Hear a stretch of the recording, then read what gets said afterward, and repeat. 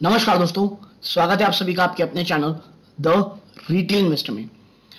Yes bank, इसको लेकर के दोस्तों मुझे लगता है अब तक की तमाम जो भी पॉजिटिव न्यूज आई हैं उनमें से ये जो स्पेसिफिक न्यूज है दोस्तों, ये सबसे ज्यादा अच्छी है दोस्तों, और सबसे ज्यादा पॉजिटिव है, खास करके उन निवेशकों के लिए जो आप कह सकते हैं लॉन्ग टर्म को सोच करके स्टॉक में निवेश किए हुए थे। ये न्यूज दोस्तों लेकिन ये भी चीज का डर पैदा करती है कि ऑपरेटर स्टॉक को बहुत ज्यादा ऊपर शायद ले जाए, वहां से कह लीजिए बहुत तेजी से इस स्टॉक को फिर गिरा भी दिया जाए। मैं बस यही कहूंगा, इस स्टॉक ये जो न्यूज है जो आपके साथ में चर्चा करूंगा उसके मायने समझिएगा, उसकी डिटेल पे चलेंगे, और प्लीज कुछ रुपए या कह लीजिए 2-3 रुपए ऊपर नीचे होने के कारण स्टॉक में निकल जाएं, बाहर आ जाएं, इस पे ध्यान प्लीज मत दीजिएगा। समझिएगा कि लॉन्ग टर्म के लिए इस न्यूज की जो अहमियत है वो कितनी ज्यादा है दोस्तों। और यस बैंक के लिए जो हम या आप या हर कोई कह रहा था चीजें धीरे धीरे ठीक हो रही हैं, वो किस तरह वाकई में धीरे धीरे शेप ले रही हैं।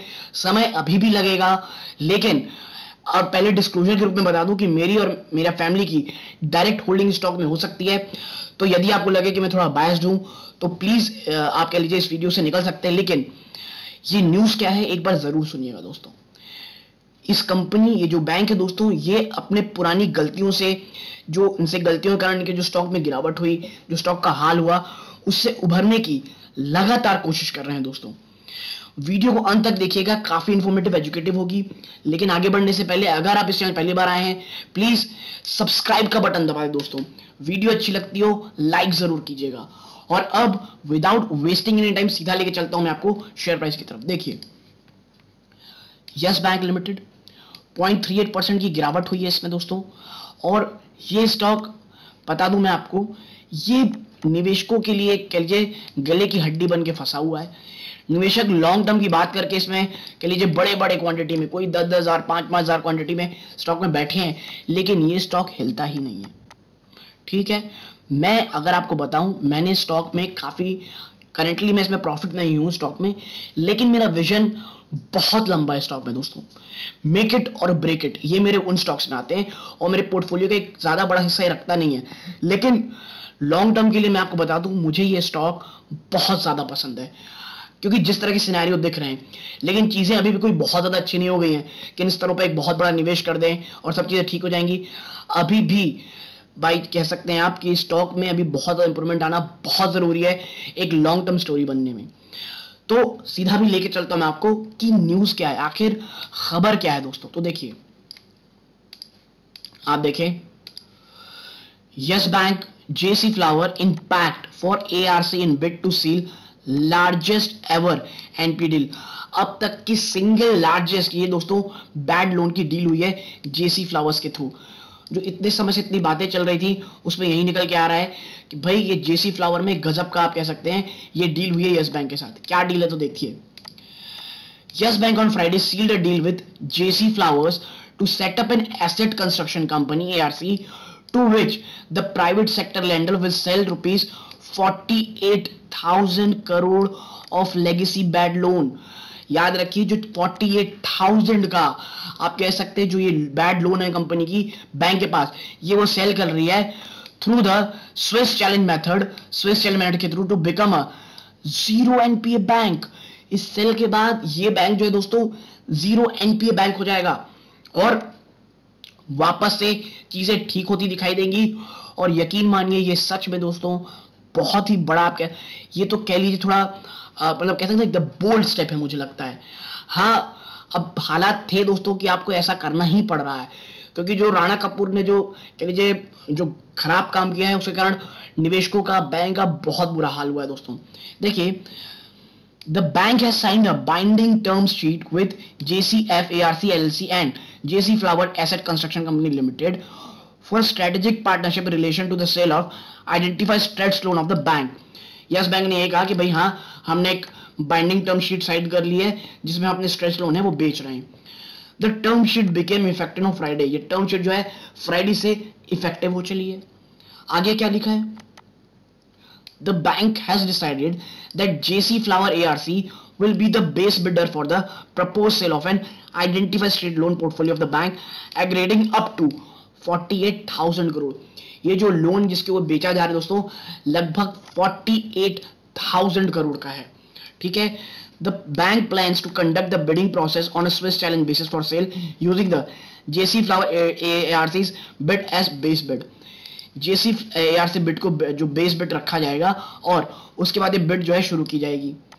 आगे अगर आप देखेंगे तो देखिए Yes Bank has completed a big part of its reemergence with the announced sale of 48,000 crore of its legacy NPA to JC Flower ARC। ये कौन कह रही है? Abizer Diwan ji, head financial service है EY की। ठीक है। Which assisted the bank on the deal, जिन्होंने जिस बैंक को असिस्ट किया इस डील को पूरा करने में। This is the single largest sale of NPAs in India and a start to a financial institution selling its bad loan to specialists and moving on a focus for providing credit for growth। देखिए इसके बाद क्या है ना, company पूरी तरह focus कर पाएगी क्रेडिट ग्रोथ में, आने वाली तेजी को कह लीजिए ग्रैब कर पाएगी, जो हमारी इकोनॉमी की बढ़ने से इस बैंक के आने वाले फ्यूचर को बढ़ाने में सहायता कर सकती है। अब देखिए Yes Bank management has earlier said there would be the 15:85 NPA structure for NPA sale, that is the bank will get 15% of the sale amount in cash and the remaining security receipts, and whenever the ARC would make recovery SRs would be liquidated। देखिए 15% जो है वो bank को मिलेगा direct cash और बाकी remaining इन्हें मिलेगा सिक्योरिटी रिसिप्ट्स के थ्रू। और जब भी ARC दोस्तों रिकवरी करेगी जो सिक्योरिटी रिसिप्ट्स है इसे लिक्विडेट किया जा सकता है। Since Yes Bank will be having a stake in the ARC, the profitability of the ARC would be shared in proportion। और जबकि ARC में Yes Bank का आप कह लीजिए बैंक का हिस्सा है तो जो भी प्रॉफिट होगा उसमें हिस्सेदारी भी होगी। यानी आप देखिए बैंक ने बहुत माथा पच्ची करके दोस्तों ये चीजें की हैं। 48,000 करोड़, समझिए 48,000 करोड़ का बैड लोन था इसके पास। ठीक है। आगे देखिए the earlier plan of yes bank was to complete the sale of bad loans by June 2022। इससे पहला लिए प्लान ये था कि यस बैंक को दोस्तों कंप्लीट सेल करना था बैड लोन का बाय जून 22, लेकिन डील डिलेस हुई क्योंकि जो दोनों ही कह लीजिए प्लेयर थे वो earning on a few issues आपस में दोस्तों। कह लीजिए 48,000 करोड़ की डील है तो बहुत जगह आप पता होगा कि बातचीत करनी पड़ती है, देखना पड़ता है कहीं कोई बहुत ज्यादा इशू तो नहीं आ रहा, तो इशू को रिजॉल्व करते थोड़ा समय लग गया। पहले ये काम जून 2022 में होने वाला था। और जो प्रशांत कुमार जी हैं फिनोमिनल सीईओ मैन, मतलब ये क्या काम कर रहे हैं, जिस हालात में इन्हें बैंक दिया गया था ये मतलब जबरदस्त काम कर रहे हैं। I am fan of this Prashant Kumar sir यार। ये कह रहे हैं I agree that there has been a delay, हाँ कुछ डिले हुआ है। At the same time you would appreciated would be a very large transaction। We have a stressed asset pool of around 50,000 crore। Also, this is the first of its kind in the industry। पहली बार industry में ऐसा हो रहा है दोस्तों, एक नया set किया जा रहा है। एग्जाम्पल 50,000 करोड़ जैसा बड़ा ट्रांजैक्शन, बड़ा बैड लोन्स को सेल किया जा रहा है, तो थोड़ा डिले हो जाना कोई बहुत बड़ी बात नहीं है दोस्तों। And when you are entering a partnership with a foreign player, they would like to ensure their interests remain protected over a period of time। और जब कोई फॉरेन आदमी अगर कह लीजिए फॉरेन पार्टी जब निवेश करे दोस्तों भारत में या कहीं पे भी, फॉरेन पार्टी कोई भी हो, वो अपने लॉन्ग टर्म की इंटरेस्ट को देखती है। और जब ऐसे बैंक जो इतने ज्यादा स्ट्रेस्ड हैं उसमें अगर वो बात कर रही है निवेश करने की, तो दोस्तों उन्हें टाइम लगेगा डील होने का।